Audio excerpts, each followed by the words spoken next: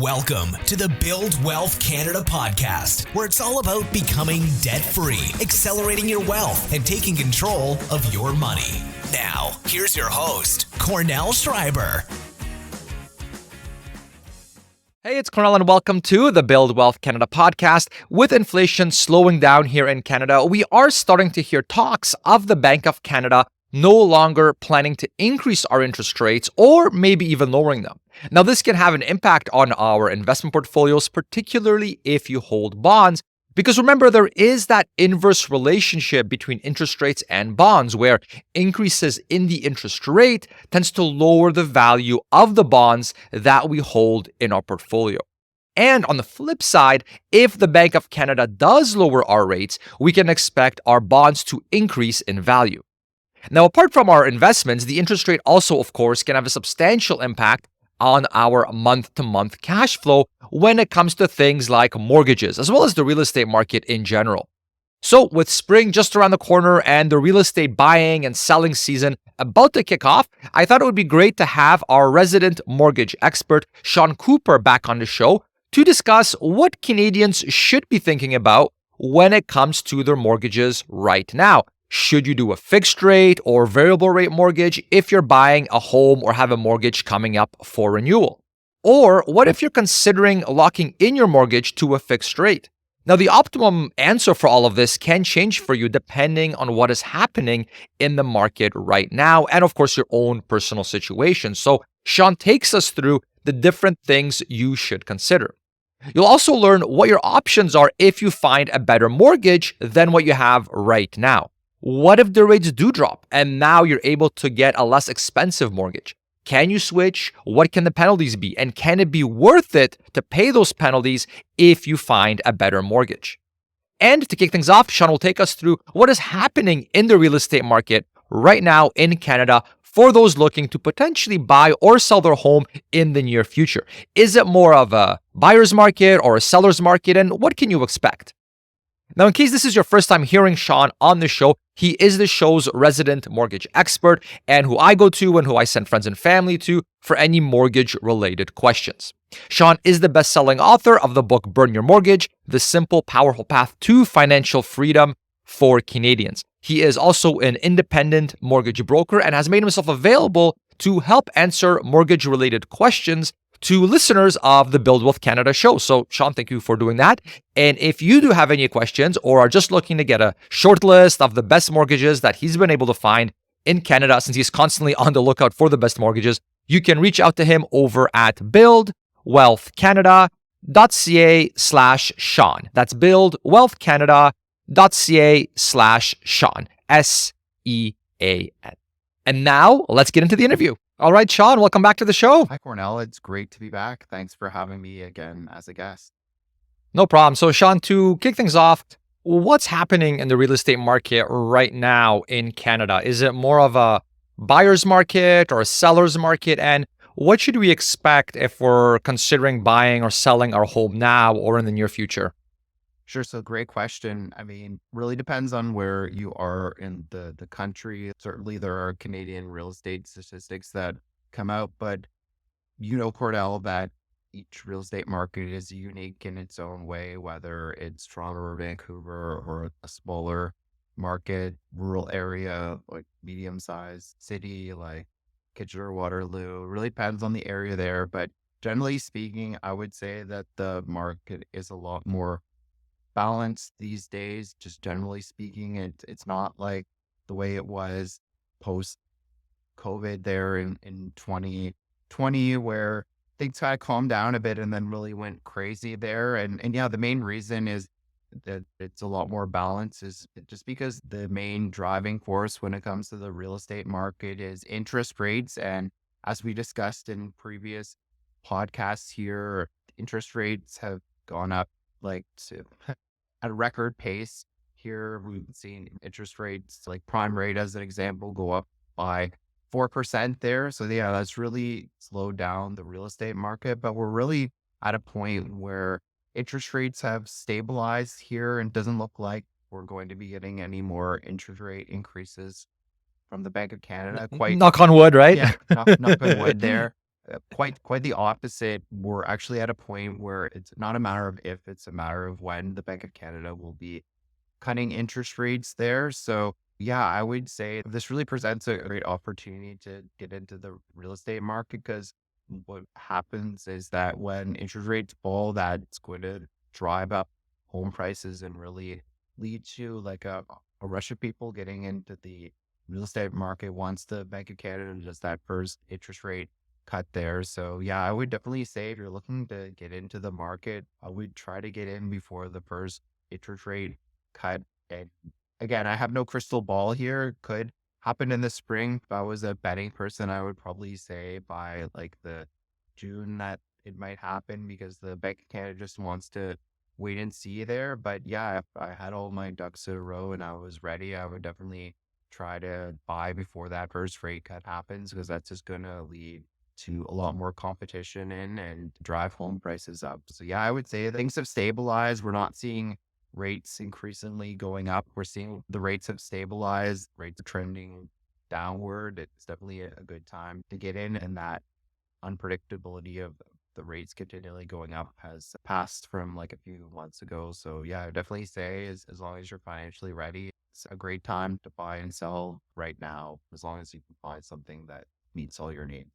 And I suppose if somebody's response to that as well, I would like to buy right now. However, I also want to take advantage of these lower rates that we feel are coming. Then I suppose would the right answer to them be that maybe they should then consider a variable rate mortgage, because then they're basically getting into the market before the flood of people come in, like, for the summer buying season, let's say. And also now more people coming in because the rates have dropped. And so this way you're kind of not getting this influx of buyers, but you're still going to be able to take advantage of the lower rates when they come eventually. Is that the right way to think about it, do you think?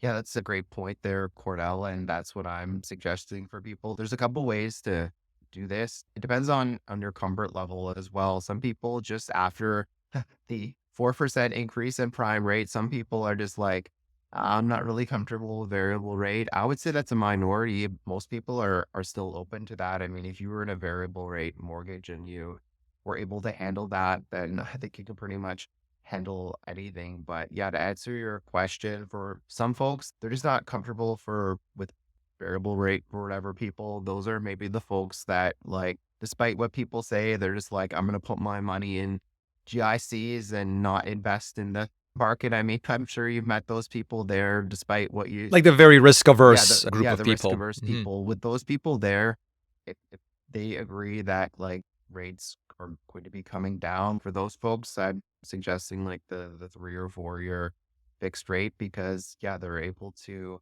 benefit like if rates end up coming down in that time frame and renew at a lower rate. Like for people that are looking for the absolute lowest payment, the 5 year fixed is the lowest right now. For those super risk averse people where their cash flow is affected, then the 5 year fixed rate can still make sense. But for people that have a little more wiggle room with their cash flow and looking to benefit from lower rates, the 3 or 4 year fixed rate can make sense. And for those people that are comfortable with variable rate, yeah, definitely going at the variable rate can make sense, since it looks like we're at the end of the interest rate increase cycle. And an interesting strategy that you can do is you could go with a variable rate, and then you could basically see how things go. Like you could continue to go with the variable rate, or let's say in a year or two's time, you could assess it again with a mortgage broker like myself, and you can actually lock into a fixed rate at that point in time, because with most lenders, it's pretty standard condition that they have, but you could switch without paying any sort of penalty from a variable rate to a fixed rate, as long as you're staying with the same lender there. And you have that option. So like, for example, you could stay with variable rate for a year or two and then lock into a fixed rate when fixed rates are most probably lower at that point in time. So that's another interesting strategy there as well. Now, keep in mind, variable rate is at a higher rate than fixed rate right now. So for some folks, they might be more comfortable from a cash flow standpoint taking a fixed rate right now. But yeah, if your cash flow is like you have some flexibility there, then yeah, going with the variable rate and then just basically seeing how things are in a year or two, speaking with somebody like myself and deciding whether you want to stick with it or go with a fixed rate, that can be another great strategy as well. So yeah, those are just some of the things that my mortgage clients are doing these days, and just some things to think about if you're buying a property or your mortgage is coming up for renewal in the coming months here. Mhm. And you mentioned speaking with a mortgage broker like yourself. Just for anybody hearing Sean for the first time here on the show, we did set up a special page for him if you do want to have a meeting with him, like a phone call, to pick his brain on the rates he's been able to find and what's happening in the market, that kind of a thing. The page that we've set up for him, it's just buildwealthcanada.ca/Sean. So just SEAN. So again, I'll just say it one more time in case, buildwealthcanada.ca/Sean. And that is where you can go. You can basically enter your name and email, and then Sean basically gets a notification. You can even book a time on his calendar right on that page. And then you guys can have a chat and see if there's any sort of questions you'd like answered by a mortgage broker. Since Sean's been at this for quite a few years now, and he monitors these rates constantly and the different mortgages that are available, it's a good place to get a second opinion, I would say, for sure. So yeah, Sean, moving on as well, and just a question I thought of as you were answering there. When it comes to things like variable rate mortgages, I've noticed that obviously the rate varies depending on what's happening with the mortgage rate.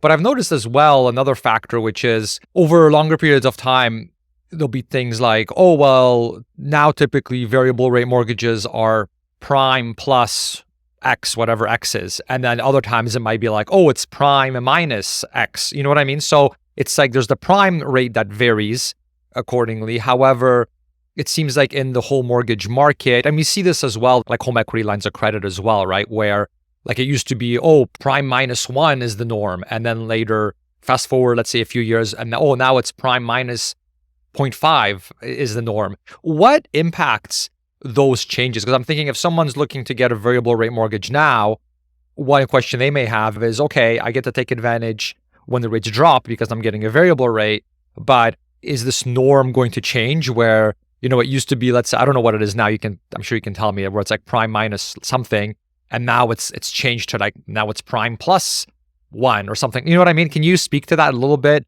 How often do these things change in terms of what's the norm? And just so that we can factor that into our decision too. Sure. Great question, Cornell. So just generally speaking, and again, this doesn't apply in all cases here, but when prime rate is higher, the discount lenders offer off of the prime rate on like a variable rate mortgage is bigger. So that's when you're generally going to see the prime minus, like if you have an insured mortgage or you have a lot of equity in your property, generally speaking these days, you can get a variable rate mortgage at prime minus 0.9%.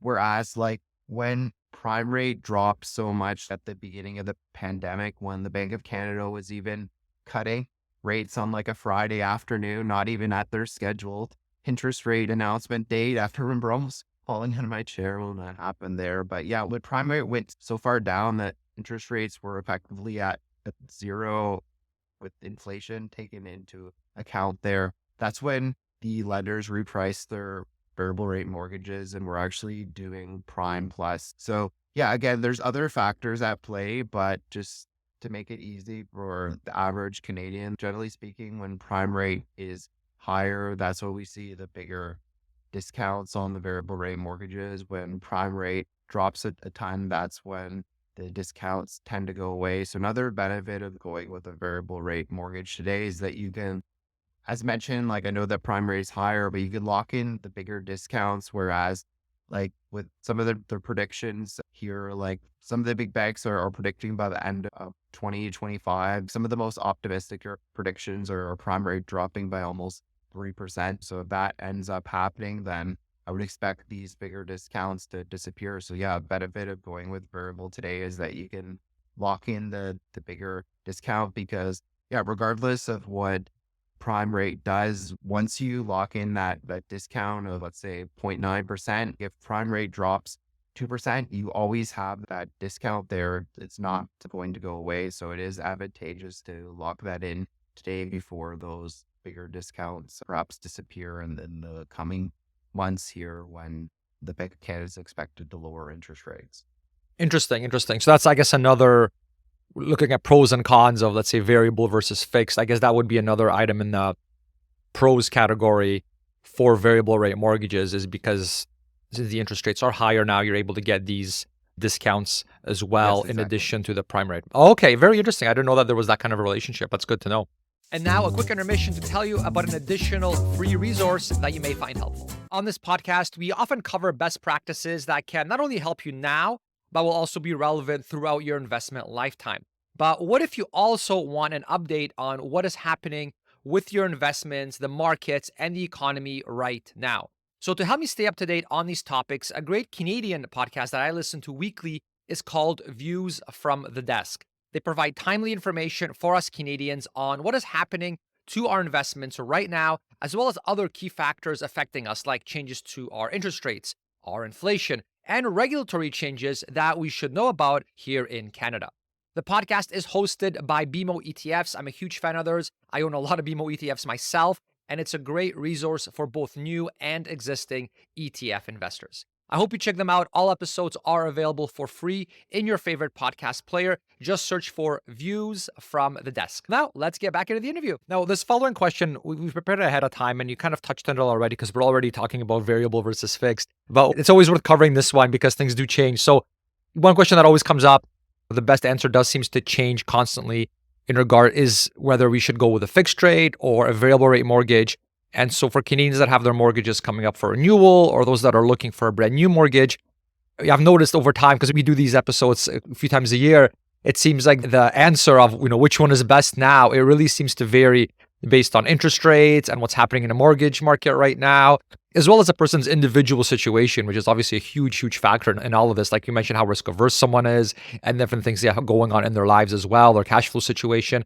Which mortgage type makes the most sense right now for most Canadians from what you're seeing? And what are the caveats that we need to be aware of? Because as longtime listeners of the show know, very rarely there like a silver bullet, golden solution where, this is always the best answer. A lot of times things change and there's caveats and things like that depending on your situation. So can you speak to that for someone that's wrestling with that right now, where they're like, my mortgage is coming up for renewal. Should I switch to fixed or stay variable or vice versa?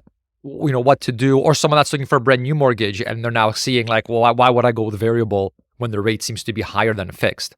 Sure. So great question, Cordell. I like how you phrased it, saying for most Canadians there, because yes, everyone's situation is different. But yeah, for most Canadians, as mentioned with the caveat, as long as you can handle the payment from a cash flow perspective, I'll just kind of put it to you with this way. Like I definitely think variable rates back in the game again. It was definitely a tough pill to swallow when we were seeing rates go up as much as they did, with prime rate going up 4% in 1 year. But yeah, definitely with interest rates stabilizing here, I definitely think variable rate is worth serious consideration, especially with the news that came out this week. And again, we're speaking on the Family Day week because the podcast is going to be coming out later here. But yeah, we just got the latest inflation numbers, and the inflation number was at 2.9%, and experts expected it to be over 3% at 3.3% there. So yeah, definitely with the positive inflation numbers coming out, that definitely makes the variable rate seem even more attractive, because the Bank of Canada, their main mandate is to control the inflation rate. And once that inflation rate comes down enough, that's when they can start to cut interest rates, because the only reason that the interest rates are so high is to basically say to Canadians as businesses to not spend as much, because like spending of consumers as well as businesses, that's what excessive spending, that's what leads to the inflation there. So they're basically trying to suppress that. But yeah, definitely with the positive inflation numbers coming out here, as long as you can handle it from a cash flow perspective right now, there are some things that can be done. Like you can temporarily stretch out your amortization period of the mortgage, which is the total length of time it takes to pay your mortgage. I've released a video on my YouTube channel on this, but there's a few ways that you could do this. Like if you made extra lump sum payments on your mortgage, let's say it took 3 years off the amortization period of your mortgage there, then you can basically stretch it out another by the 3 years, however much time you saved, and you can make your payment that much more affordable. Another option is if you have a collateral mortgage, which if you have a bank mortgage with one of the big banks, more than likely it is collateral. So if you have a collateral mortgage, you can actually stretch it out to as far as 25 years and still qualify for best mortgage rates, because If you refinance your mortgage, you can certainly get a more affordable payment, but you also aren't getting as competitive mortgage rate as you do that there. So yeah, to summarize, definitely think variables worth serious consideration, especially with the positive inflation news. See if you can afford the payments as is, but if it's not quite affordable for you, definitely speak with a mortgage broker like myself because there are things that we can do, like stretching out the amortization period to make it that much more affordable for you. So if you're really struggling, then definitely I think it could make sense to go with a fixed rate just for that peace of mind. But if you have some wiggle room in terms of the cash flow and you can make the payment work, I definitely think that there can be some significant interest savings because going back to a report that I really like by a York University professor. He studied variable rate mortgages for 50 years from 1950 to 2000, and he found that variable rate mortgages actually came out ahead of fixed rate mortgages almost 90% of the time. That's 90, not 19%. Like that's basically like 9 in 10 variable rate mortgages come out ahead of the fixed rate mortgages. Of course, it depends on when you signed up for them, but yeah, if you're in an interest rate environment that is declining or stable, like definitely makes the variable rate a ton more attractive than the fixed rate there. So I don't know about you, but those odds seem pretty good there. So yeah, as long as you can handle the payment and you're not somebody who's super risk averse, definitely think the variable rate is worth serious consideration these days. For sure. It's just like in investing, right? There is no guarantee per se in most situations, but it's more like you're playing with probabilities where you're betting on the thing that is more likely to happen. And so there's no guarantee that you'll come out ahead, but you might as well play the thing that gives you the highest chances, right? And just acknowledging that you're not going to come out 100% of the time, but it's taking the right action with the information you have at hand or making the best decision with the information you have at hand is the way to go for sure. And I guess you're talking about one lever you can pull is to lengthen the amortization period of your mortgage. And I can see some people pushing back saying, well, but I want to pay off my mortgage sooner rather than later. Why would I want to extend the amortization period? I can see people being reluctant to do that because nobody wants to have it take longer to pay off their mortgage. But I think we might have talked about this strategy the last time you were on. I remember you mentioning something along the lines of, well, especially if interest rates are still high, maybe you're struggling a little bit from the cash flow perspective, or you want more cash flow at the end of the month than you currently have because of these drastic rate increases. I remember you mentioning how one thing you could do is you could extend that amortization period. Let's say your mortgage is coming up for renewal, but then you make sure that that new mortgage also has relatively generous prepayment privileges where you can do bigger lump sum payments, or you can just increase your monthly rate if you choose to do so. And so I remember you mentioning how that is one thing worth considering, where this way it's like, okay, rates are high. We're kind of bleeding quite a bit from a cash flow perspective. Sure, let's extend the amortization. But when things get better, like if the rates end up dropping, which there seems to be some writing on the wall that the rates are going to be dropping, the ones that does happen, then it's not like we're still stuck at that amortization period. Yeah, that's there, but you can do these prepayment, like you can increase your monthly payments or do lump sum payments since now you're paying less towards interest. And that way you can still pay off your mortgage in that same length of time prior to you making that amortization change. Did I summarize that strategy correctly? I remember I can see that one being very appealing because it gives you options as opposed to just like, okay, you're stuck with a long amortization period. You're going to take an extra, 5-10 years to pay off your mortgage.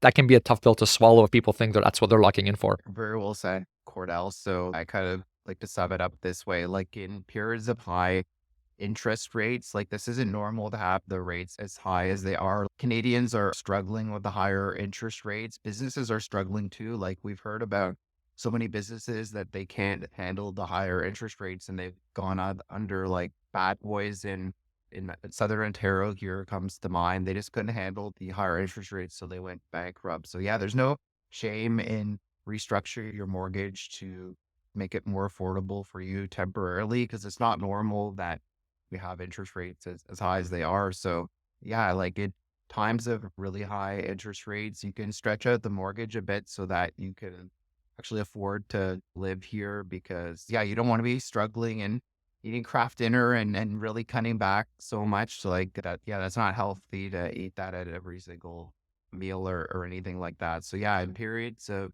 high interest rates, you can stretch out your amortization a bit. And then in periods of lower interest rates, that's when you can catch up on it through making extra payments, lump sum payments, as well as increasing your payments. So yeah, that's what it really helps to work with a lender that's more flexible, because I find that with some of the big bank mortgages are restrictive in how much extra money you can put against it and how much you can increase your payment. Whereas with the online lenders exclusively available through like a mortgage broker like myself, that's where they really shine in the terms and conditions. So that's a strategy that you're considering there. That's definitely like a big benefit of working with an independent mortgage broker like myself, because we have access to lenders that are really flexible in those ways so that you can get caught up on your mortgage later on. But yeah, you did a good job of summarizing it there. Okay, thanks. Yeah, I remember that worked pretty well for us back in like years ago when we had a mortgage. I recall us having relatively low monthly obligations when it comes to the cash flow that has like the bare minimum that has to leave the account. But then we had those generous prepayment privileges where we had the option to increase our monthly payments. And we could always like lower them back down, I think, as well if we wanted to, right? Because this is like you're adding above and beyond what you agreed to with the bank. And then also it had those like lump sum privileges as well. And so that was really good because I recall when things were going good and we had, we didn't have any like car emergencies where, big car repair or big house repair. We had some extra cash flow that month. We could pump them into the mortgage if we wanted to pay that off quicker. But if things did go bad, like, our car got broken into, it was a whole thing. Oh Our gosh, house that's got not broken fun. into, things. Yeah. So like when things like that happen, then it's like, okay, then we are maybe not putting in as much to paying down the mortgage that particular month, but we're still meeting our minimum debt obligation to the bank because that amount was lower to begin with. So yeah, I found those were really good levers to pull just to have that optionality as opposed to just being locked into this really, really high monthly cash flow hit. And, and then a lot of people are struggling, especially because who anticipated that the rates would go up as much as they did, right? So that's great, Sean. Thank you for mentioning that. And now a quick message from one of our sponsors. Do you know why asset allocation ETFs have become so popular? Asset allocation explains over 90% of the variation in a portfolio's quarterly return. So it's no wonder Canadian investors are turning to these ETFs. Today's sponsor, BMO ETFs, offers these innovative all-in-one solutions with the BMO All Equity ETF, ZEQT, the BMO Growth ETF, ZGRO, the BMO Balanced ETF, ZBAL, and the BMO Conservative ETF, ZCON, and many more. BMO developed these to help provide investors with ETFs that offer broad diversification and are also low cost and simple to use. These ETFs invest in a number of underlying index-based ETFs and are rebalanced automatically back to your set asset allocation or mix of stocks and bonds. They offer a hands-free approach to investing that is built on disciplined weights to provide exposure to different geographies and sectors all in one solution. BMO actually offers 8 asset allocation ETFs, and you can learn more at bmoetfs.com. And now back to the show. If anybody listening sees a better rate or mortgage terms than they are currently paying from another lender, what are their options when it comes to switching their mortgage, especially factoring in these sometimes very large fees that can be charged when switching mortgages? Sure. So great question. So when your mortgage is coming up for a renewal, the good thing is that as a mortgage broker, I can set it up so that your mortgage will switch over on your mortgage renewal date. So there are no penalties to do that. But let's say that you're looking to do that midterm. I can do basically like a cost benefit analysis and see if that would be worthwhile for you to do in terms of your mortgage there. Because that's something I was doing for a lot of folks when mortgage rates dropped a ton during COVID. A few months after that, mortgage rates dropped substantially. Interest rates were essentially like money was pretty much free to borrow then with the inflation taken into account there. So yeah, you're not tied to your lender or anything like that there. I mean, there are some mortgages out there that have really low rates, but they have I like call them no frills mortgages where they have really restrictive terms and conditions. Like there's something called a bona fide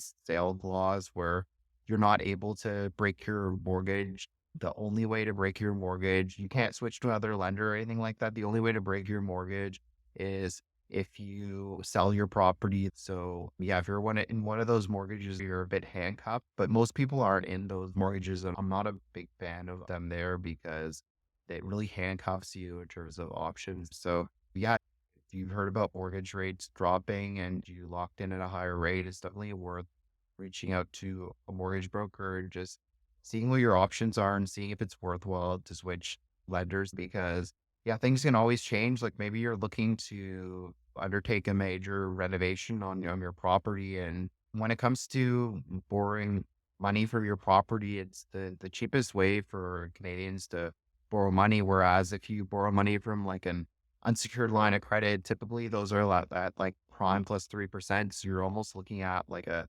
10% interest rate. And that can be quite expensive in terms of the monthly payments, even if you're just paying the interest rate amount there. So yeah, definitely whether you're looking to pull some equity for your property or interest rates have dropped and you're seeing if it's worthwhile to break your mortgage, it's definitely worthwhile to speak with an independent mortgage broker like myself just to find out what your options are and to see if it would be worth switching mortgage lenders at that point in time. And I think it's worth mentioning too that typically on variable rate mortgages, the fees for canceling that mortgage are a lot lower than for fixed rate mortgages. Is that still the case, Sean, from what you're seeing? Yes, generally speaking, again, this doesn't apply across the board, but generally speaking, the penalty for variable rate mortgages is just 3 months of interest to break, whereas the fixed rate mortgage, I mean, yeah, the penalty can be easily into the five figures or more. So, yeah, definitely, if you have a variable rate mortgage, it does give you a lot more flexibility and freedom. And yeah, that's another reason why I like the variable rate as well. Yeah, I remember, again, not to say that variable is always the best solution for everyone in every situation, that we always have to be careful that there's pros and cons to each approach. But I do think that's one thing when you're comparing the pros and cons, that's a big one, I think, because like you said, the fee, and I've seen this with a family member in particular where they sold the house, they want to get out quicker than they anticipated, and the fee was literally over $10,000 that they had to pay. Yeah, it can get And I pretty mean, crazy. yeah, it's Fixed pretty rate very one. significant. Whereas this story is a lot different for variable rate mortgages. So yeah, I think that's definitely something to kind of have on your list. And I also wanted to highlight one other thing you mentioned, which I thought was very valuable about, again, something that people just should probably write down somewhere on their to-do list in terms of best practices is to make sure that their mortgage does have that option to switch it to a new house or like where you don't have to sell your existing house if you want to switch it. That sounds like a good clause to look for as well. Yeah, it's definitely helpful to have like a good portability clause because yes, it's Hmm. not standard all across the board. Some lenders only give you 30 days to port your mortgage, which means that you have to buy and sell and the closing dates have to be within a 30-day window. I mean, I don't know about you, Cornell, but that can be pretty challenging. Like if you're, depending on whether you're buying or selling first, if you say to the potential buyers of the property, like I'm only going to accept a closing date within this 30-day window, like you Yeah. could be losing quite a bit of money to do that there. So yeah, it definitely helps to have like a lot more flexible portability of like 60 or 90 days there because yeah, it's really tough if it's really restrictive. So yeah, as I mentioned, everyone wants a competitive rate, but it's really important to understand the fine print. And that's where I can really help people out because it's not like understanding these mortgage terms and conditions is often like reading like a legal textbook or something like that, or trying to understand like a life or disability insurance policy. It's not the most interesting stuff, but I do this for a living, so I can read the fine print and help you like help the average Canadian have a better understanding of it so that you don't have to spend your Friday night reading all this fine print here yourself.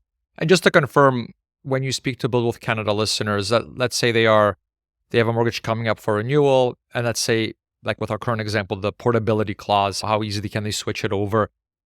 Are you able to basically, obviously, you're going to look at potential mortgages they could go into, but are you also, as part of your service, able to look at their existing mortgage and look at things like the portability and what are the regulations when it comes to that?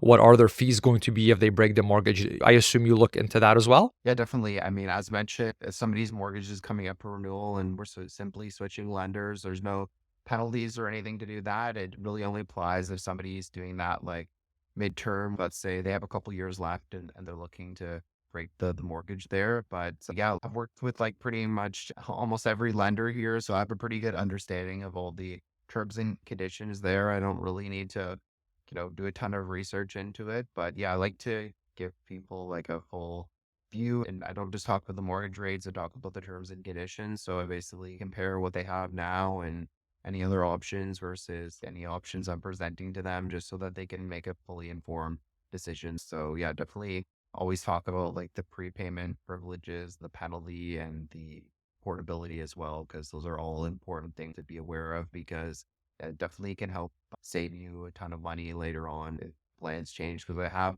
read statistics over the year that say an average of 7 in 10 Canadians end up making some sort of change to their mortgage before the end of the mortgage term there, just because so Hmm. many different things can happen, whether it's deciding to move to a new city for a job promotion or maybe undertaking a big home renovation. There's all sorts of reasons that you might want to restructure your mortgage there. I mean, like we're speaking now in 2024, 5 years from now is 2029. I mean, I honestly don't know. Like, it's hard to predict what my life will be like in 2029. I'm sure like many of the listeners' lives will change by then as well. So definitely I like leaving my options open and not necessarily like handcuffing myself there. So yeah, definitely important to consider the terms and conditions, because having that flexibility can really end up helping you later on in life if you end up being one of those 7 in 10 Canadians that need to make changes to your mortgage.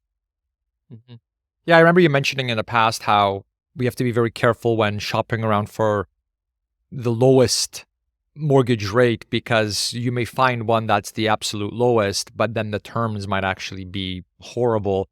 And so you might walk away with, okay, I'm saving relatively small amount every month because I got the rock bottom rate. But then when it comes to move, maybe the portability clause is very much not in your favor because you got that sort of bottom of the barrel mortgage. And so now you go to move and it's like, oh, now my fee is $10,000 to cancel the mortgage, right? And so, okay, that's great that you saved, whatever, $50 a month or whatever the case may be. But now you're paying, an extra 10K to get out of the mortgage because you got an offer for a really good job and now you're moving and it's just something that you did not anticipate happening. And so it all, I think, helps, these kinds of examples that definitely happen helps reinforce the idea that while the rate is obviously important, the terms of the contract of the mortgage are absolutely critical. And I remember you had this quote you say a lot, which I really liked. It was something like, maybe you could say it. I forgot what it was, but it was something like the mistakes can be in the dollars when it comes to rate, but it could be in the thousands when it comes to the terms. It was something along those lines. Yeah, well said. I mean, definitely when it comes to mortgages, it's important to look at big picture, and something else that's important is you also want to look at like it's not just about having somebody set up the mortgage for you. You also want to see like what kind of post mortgage funding service you're going to get. And when you work with like a mortgage broker like myself, I pretty much tell all clients that at a bare minimum, we'll have an annual mortgage call together where we'll review your financial situation and see if there's any changes. But before that, if you ever want to sit down and discuss things like strategies to pay down your mortgage sooner, I'm more than happy to do that for you, run different scenarios for you, and to see how maybe putting extra like $100, $200 a month against the mortgage will help you save money in the long run. Whereas again, not to pick on certain banks or other types of lenders there, but I just find it's not really in their interest to help you save, like pay down your mortgage sooner. Whereas like you have somebody working on your team and you have a trusted mortgage advisor to help you at no extra cost for the coming months and years. So it's also important to consider like the big picture there, because that can really help you save a ton of money. Yeah, you may be able to find like a slightly lower rate, but if you're not getting any assistance at all, it could end up costing you more in the long run because you don't have like a trusted mortgage advisor who's going to discuss strategies to pay down your mortgage that the average Canadian may not know, because financial literacy is so lacking in this country, if that makes sense. Mm. Yeah, and I guess it would be worthwhile mentioning. So the way that mortgage brokers are compensated, like the way Sean is compensated, is essentially if you get a mortgage through him. And so if you are chatting with him, he would not charge you hourly or anything like that. There's no fee in that regard. It's more so, and this is just pretty standard across mortgage brokers, I would say. It's more so that if you are working with, let's say, Sean, and he's been working with you for hours to learn your situation and figure out what the right mortgage is, and reading your existing mortgage and looking at new ones, and it's hours and hours of work, then the, I guess, implied assumption is that if you do go get a mortgage, and assuming it's like he's able to find you a good one, that you go with him as opposed to just like, then going all of a sudden with someone completely different that has spent like minutes with you instead. Can you maybe, Sean, speak to kind of what the process typically is for anybody that wants to work with you? Again, it's buildwealthcanada.ca/Sean if you want to have a chat with Sean. And there you can actually find a time on his calendar. You could also when you enter your email there, the email goes right to Sean. And so then he knows to try to set up a time with you where you guys can talk. Can you maybe speak to, just as a kind of a final question, how can people work with you, get more information? You study this constantly on the latest rates, the latest mortgages, the latest rules, things of that nature. So I find Sean's a really good resource to get a second opinion on things as well, because maybe you're doing your own research, but you want someone that's actually in the industry day in, day out, and that's not going to, charge you an arm and a leg for their opinion. So yeah, Sean, maybe you want to speak to that at this point as our final question. Sure, sounds good. And yeah, working with a mortgage broker is similar to working with a realtor. That's the comparison that I always like to give because, yeah, when you work with a realtor, you don't pay them an like hourly rate or anything like that. The realtor only gets paid like once you buy or sell a property through them. So it's the same idea with a mortgage broker. My services as an independent mortgage broker are complimentary to you. You're not going to be paying like an hourly rate or anything like that. How I'm paid is once you decide to move forward with your mortgage through me, then basically paid by the lender for introducing you as a client there. So that's how it works. But yeah, basically how it works is like whether you're buying a property or your mortgage is coming up for renewal, we can have an initial call just to understand what your long-term goals and financial goals and plans are, because it's not just about the mortgage rate, it's about the big picture. Like, common question I have for people is how long do they plan to live at the property there? Because if you say that you might want to upgrade your property in the next couple years, I wouldn't necessarily suggest like a 5-year term because then you could be exposing yourself to a big mortgage penalty later on. So yeah, I just like to ask some general questions about what people's long-term plans are in terms of how long they plan to stay at the property. Do they want to pull some extra equity out of the property? Like a lot of people having like accumulated quite a bit of household debt just with the higher interest rates there and the higher cost of living. So it's a good opportunity to look at rolling in some of that debt into the mortgage. So yeah, we just talk about like just kind of trying to have a better understanding of people's financial situation there and have a chat for 15 or 20 minutes there. And then once I have a good idea, we kind of talk about the pros and the cons of fixed versus variable. And then I'll present them with any listeners who contact me with like a few different options. Cause like as a mortgage broker, as an independent mortgage broker, unlike when you go directly to a lender, there's just only one lender, whereas I work 50 different lenders. So I'm able to present you with several different options there so you can make a fully informed decision. And then you feel like you have, more choice. And it also helps you save time and money because you don't have to do all that extra work yourself. And for somebody looking to switch mortgage lenders at renewal, it's a pretty straightforward process. It's only an investment of time of maybe couple hours, and that you could potentially save yourself hundreds or thousands of dollars and end up with a mortgage with a lot better terms and conditions. Because yeah, I've had many people like say, oh, I just took out my mortgage at the bank where I had my checking account. I didn't know there were different options out there. So just being able to enlighten people about the better terms and conditions and better mortgage products out there, it's just so rewarding to hear people say that out there. And yeah, just speaking also about working with a mortgage broker, because yeah, like for many people that I speak to, maybe it's their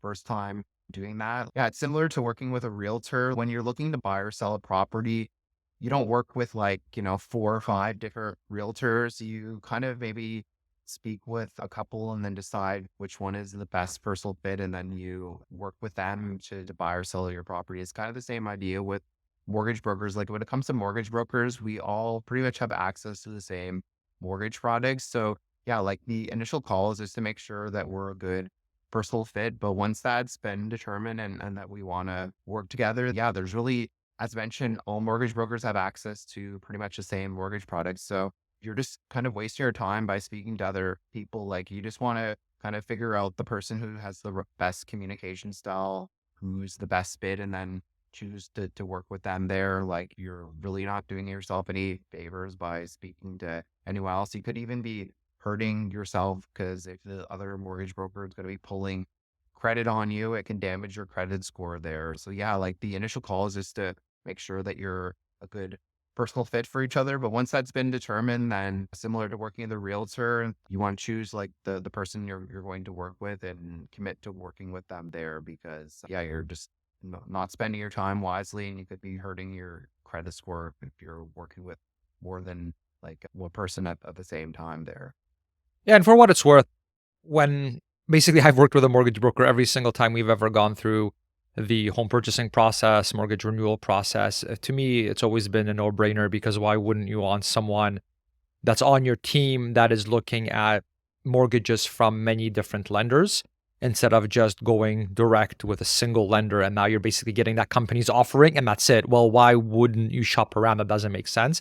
And so, yeah, for me, that was always a no-brainer. And just from reading different best practices, things of that nature, the mortgage broker route seemed to be a really, really good one to go for that reason, but also because why wouldn't you want a second opinion?